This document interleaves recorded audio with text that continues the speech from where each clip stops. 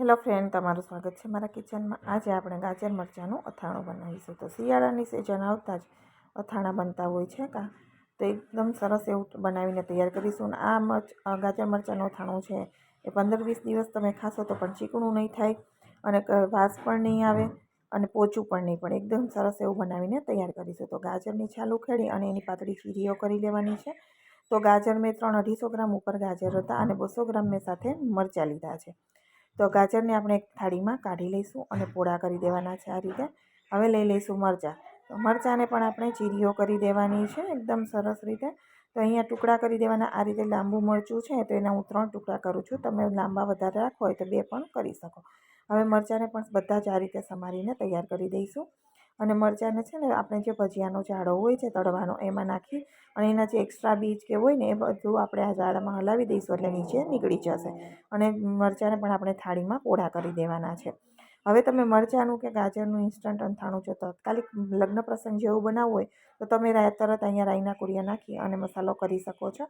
પરંતુ જો તમારે ઘરે જ ખાવા બનાવવાનું હોય તો તમે એને સૂકવી દેવાના। 2 કલાક માટે સૂકવી દેવાના છે, 2 થી 2.5 કલાક એમનેમ રૂમ ટેમ્પરેચર ઉપર અને પછી જ આપણે લેવાના છે। તો મરચાં 2 કલાક જેવા થઈ ગયા એટલે મેં અડધો કપ સિંગનું તેલ છે એ ગરમ થવા રાખી દીધું હતું। ગરમ થાય એટલે ઠંડુ થવા દઈશું।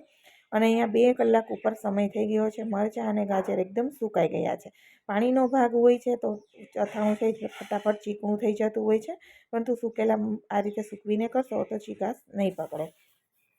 હવે અહીંયા રાઈના કુરિયા છે 1/4 કપ મેં લીધા છે એ નાખી દઈશું। સાથે વરિયાળી છે મોટી ચમચી ભરીને લીધી હતી અને ટીચી લીધી જેથી અથાણામાં ચોટી પણ જાય અને સુગંધ પણ એકદમ સરસ આવે। સાથે આપણે સ્વાદ પ્રમાણે મીઠું નાખવાનું છે। તો મીઠું પણ મોટી ચમચી ભરીને નાખ્યું છે અહીંયા।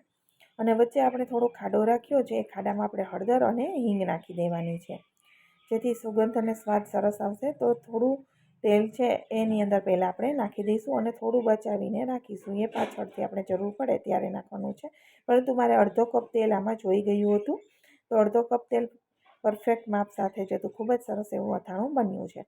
તો એકદમ સરસ રીતે પહેલાં આપણે એને મિક્સ કરી દેવાનું છે। સરસ રીતે મસાલા મિક્સ થઈ જાય ત્યાર પછી આપણે મરચાં અને ગાજર એની અંદર નાખીશું। તો આ અથાણું છે લાંબો સમય સુધી એકદમ કડક જ રહેશે, બગડશે નહીં, વાસ પણ નહીં આવે, એકદમ સરસ એવું લે છે। તો તમે આ રીતે સૂકવીને નાખો, ધોવાના નથી, ધોઈ કોરા કરી પછી સમારી અને પછી સૂકવવાના છે। તો એકદમ સરસ એવું અથાણું બનીને તૈયાર થાય છે અને લાંબો સમય સુધી કડક ને કડક જ રહે છે। તો હવે આપણે એકદમ સરસ રીતે મિક્સ કરી દેવાનું છે। બધાની ઉપર કોટિંગ સરસ થઈ જાય ત્યાં સુધી આપણે મિક્સ કરવાનું અને મસાલો થોડોક ચેક કરી લેવાનો। મીઠું ઘટતું હોય તો તમે ઉપરથી નાખી શકો।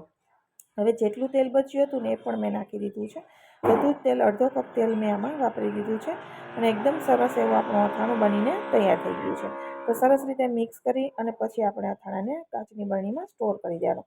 તો અહીંયા મેં 1 દિવસ માટે રાખી દીધું હતું મિક્સ કરતા રહેવાનું જેથી ઉપર નીચે થાય તો ફટાફટ એવું મીઠું ચડી જાય બધામાં સરસ રીતે ત્યાં સુધી। અને છેલ્લે આપણે 1 ચમચી લીંબુ નાખીશું। લીંબુ વધારે નથી નાખવાનું। લીંબુ ઘણી વખત અથાણું લાંબો સમય રહે તો વાસ આવવા લાગે છે એટલે બને એટલું ઓછું લીંબુ નાખવાનું। જો તમને મારું ગાજર મરચાંનું અથાણું પસંદ આવ્યું હોય તો મારી ચેનલને સબસ્ક્રાઈબ જરૂરથી કરી દેજો અને વિડીયોને લાઇક અને શેર કરવાનું બિલકુલ ભૂલતા નહીં। તો મેં સવારે બનાવ્યું અને સાંજ સુધી આને ચલાવતા મિક્સ કરી દીધું હતું જેથી મીઠું છે એકદમ સરસ પ્રોપર ચડી જાય। પછી મેં અહીંયા કાચના બાઉલમાં ભરી દીધું હતું। કાચની બરણી હોય કે મોટો બાઉલ હોય ઢક્કણવાળો તમે આ રીતે ભરી શકો છો। તો અહીંયા આપણું ગાજર મરચાંનું અથાણું એકદમ ટેસ્ટી એવું બનીને તૈયાર થઈ ગયું છે। તો એકવાર જરૂરથી ટ્રાય કરજો। આ રીતે સૂકવીને બનાવશો તો તમારું મરચાંનું અથાણું પણ બગડશે નહીં। ગાજરનું હોય કે મરચાંનું બંને સરસ બને છે। આની પહેલાં પણ મેં ગાજર મરચાં મિક્સ બધા શાકભાજીના અથાણા શેર કરેલા છે, તમે ત્યાંથી પણ જોઈ શકો છો। અને ચટણી જેવું અથાણું પણ બનીને શેર કરેલું છે, ખૂબ જ સરસ બનીને તૈયાર હતા। ફરી મળીશું નવા વિડીયો સાથે। Bye bye. જો તમને મારી રેસિપીઓ પસંદ હોય અને હજુ સુધી મારી ચેનલને સબસ્ક્રાઈબ ન કરી હોય તો જરૂરથી કરી દેજો અને બાજુમાં રહેલી બેલની ઘંટડી ઉપર દબાવજો જેથી મારા દરેક નવા વિડીયોનું નોટિફિકેશન સૌથી પહેલાં તમને મળતું રહે।